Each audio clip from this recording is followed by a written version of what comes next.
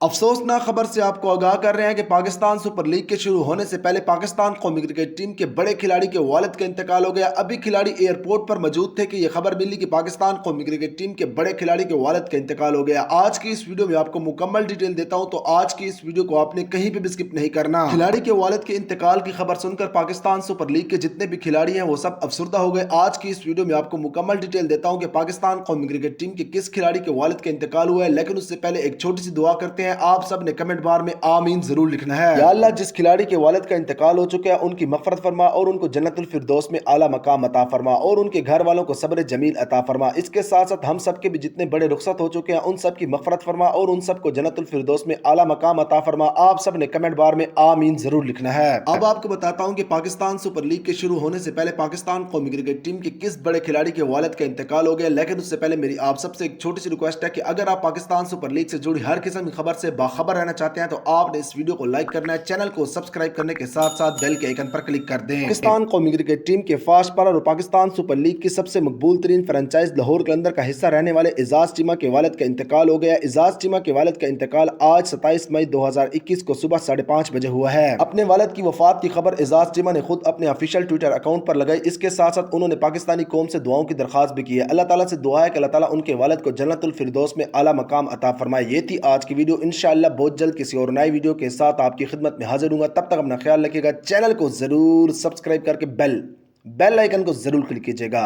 अल्लाह हाफिज।